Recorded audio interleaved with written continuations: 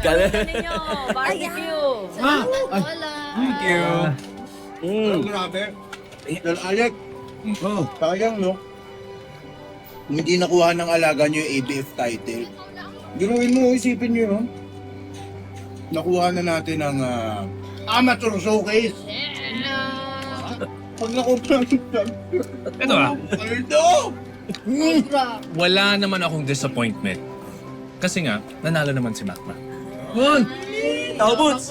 Favorite. Dapat lang. Siya kaya pinakamaingay, pinakamagaling sa roster ni Sir Alex, di ba, sir? Actually, kaya rin ako dumaan dito. Dahil meron akong gustong isunod na laban para kay Macmac. Agad? Grabe naman, Sir Alex. Biruin nyo, ha? Makmak Panganiban. Ang boksingerong walang pahinga. Sunod-sunod laban, eh. Favorite nga, eh. Pero teka muna, Sir Alex, matanong ko lang, hindi ba sapat yung laban ni Macmac kanina, yung panalo niya, para iakyat na siya dun sa professional level?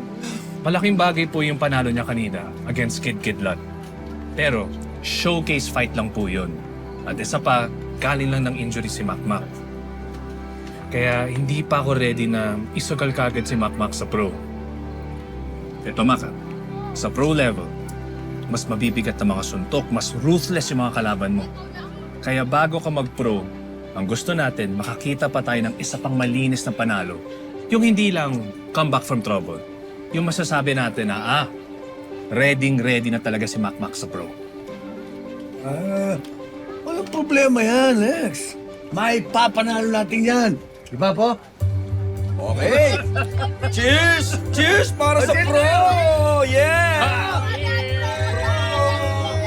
Pro kain. O, puro kain nga. Pro inom. Nanay mo.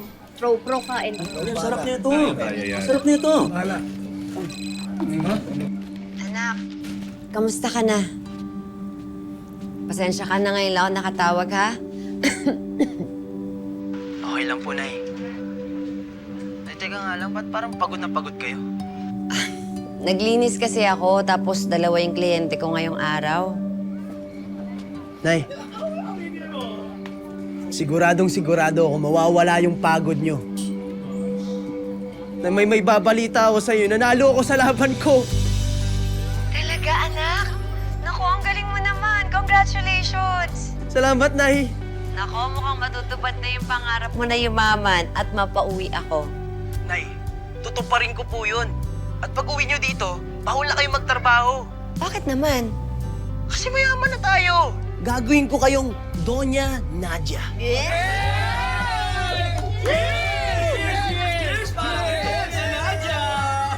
Nako. O sige, aasahan ko yan, ha? Oo naman, ako bahala sa inyo. Doña Nadia?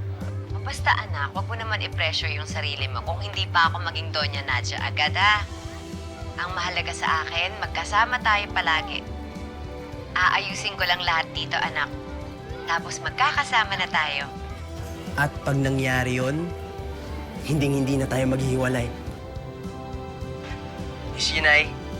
Lagi-lagi. Sobra-sobra. Miss na rin kita, anak. Lagi-lagi, sobra-sobra.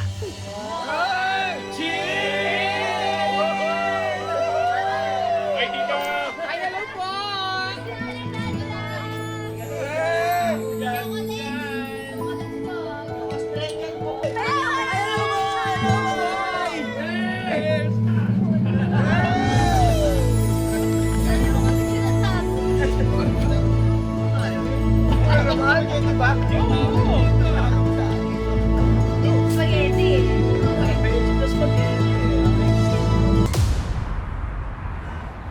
Uy, nagpaalam ako sa tito mo, mag-out ako bago mag-lunch. Extend ko na lang mamaya pagbalik ko. Kasi, Sir Alex, tinatawag ako para sa sparring. O sige tol, ako muna bahala dito. Teka, bakit nga pala si Mang Nonoy wala sa celebration mo kahapon? Dahil ba sa ginawa ni Mang Doming sa kanya? Malamang. Bakit? Kailangan ba inibita ko siya? Depende. Ang tanong dyan, bakit mo ba siya iniimbita?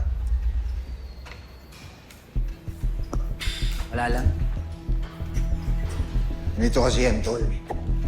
Marami kasing meaning yan eh, ha? Pwede niyang sabihin sa sarili niya. Inimbitahan ako ng anak ko. Hindi na ba siya galit sa akin? Pinapatawad niya na ba ako? Tinatanggap niya na ba ako bilang tatay niya ulit? Hoy! Layo na sinabi mo, ang lalim ha. Ay, sorry. Hindi, ganun naman kasi talaga yung tao, tol. Komplikado. Eh, ako. Pero sa totoo, tol, wala akong ganong galit sa kanya. Tutusin, siya naman yung dahilan kung bakit ako nakapasok sa Guerrero. Uy, lumalambot ka na.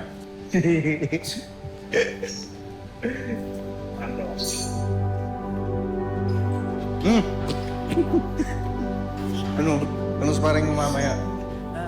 Parang mo kanina yung Ivan, congratulate mo naman si Makmak. Imagine mo, panalo ka na nga kahapon tapos ngayon yung tatay mo yung winner. Oy, guys! Hello! Baka may hindi pa nakakapanood. May send ako ngayon sa Corgin GC. Check nyo.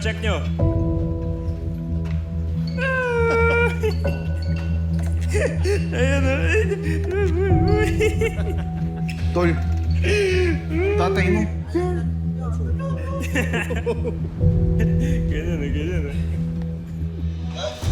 Bagay sa'yo I'm impressed. Kita nyo.